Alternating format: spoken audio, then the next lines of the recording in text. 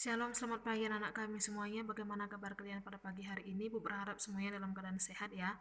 Baik, kita akan masuk ke materi kita pada hari ini, yaitu pada tema 2, subtema 2, dan pembelajaran ketiga.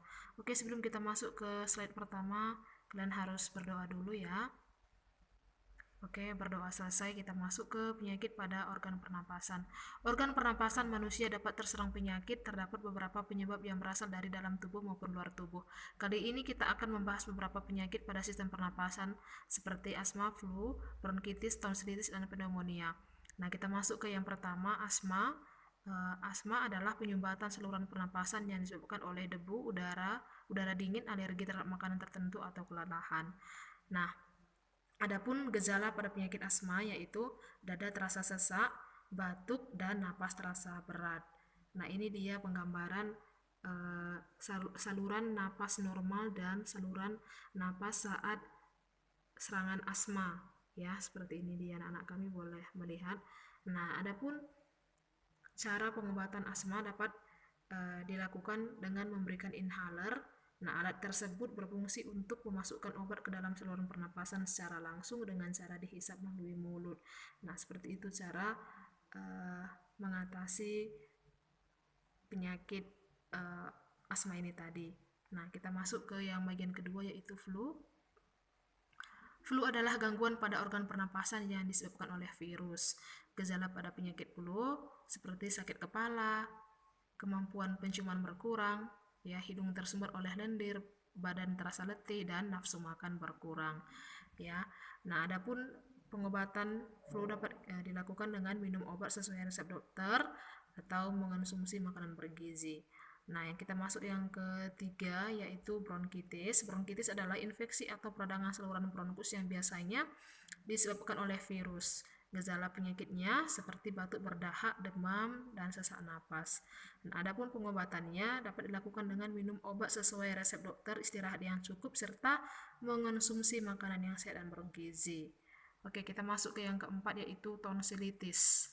Tonsilitis. Nah, tonsilitis adalah peradangan yang terjadi pada amandel atau tonsil yang disebabkan oleh virus atau bakteri. Gejalanya yaitu membesarnya tonsil dan menimbulkan rasa sakit. Selain itu muncul selaput putih di sekitarnya.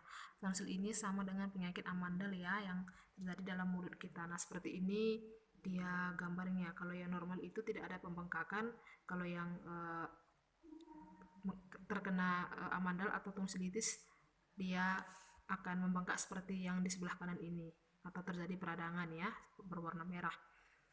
Oke, pengobatan tonsilitis dapat dilakukan dengan minum obat sesuai resep dokter serta mengonsumsi makanan yang sehat dan bergizi. Oke, kita masuk yang terakhir yaitu pneumonia adalah peradangan pada bronkiolus dan alveolus karena infeksi bakteri Streptococcus pneumonia, virus atau jamur.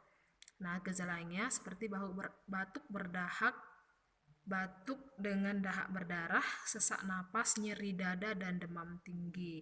Ya, kemudian pengobatan pneumonia dapat dilakukan dengan minum obat sesuai resep dokter. Nah, itu dia beberapa penyakit yang timbul pada sistem pernapasan kita ya, ada 5 tadi ya anak-anak. Oke, sekarang kita masuk ke properti dalam tari. Nah, apa itu properti tari? Properti tari merupakan segala kelengkapan dan peralatan yang digunakan ketika pertunjukan tari. Nah, tentu anak-anak kami pernah melihat pertunjukan tari dari televisi ya.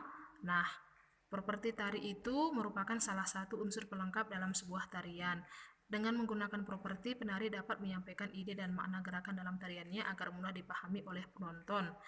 Properti juga berfungsi sebagai pelengkap busana tari, membantu menghidupkan karakter tokoh yang dibawakan, dapat memberikan nilai tambah keindahan dalam tarian. Nah, itu dia yang dimaksud dengan properti dalam tari. Ya, pasti anak-anak kami pernah melihat jenis tarian yang ada di televisi mungkin ya seperti tari piring ya, tari payung, tari lilin. Nah, jadi para penari semuanya menggunakan properti sesuai dengan jenis tarinya. Misalnya tari piring.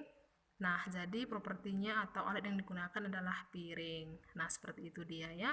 Nah, di sini ada 2 gambar yang Ibu ambil, yaitu tari piring dan tari lilin. Boleh anak-anak kami lihat.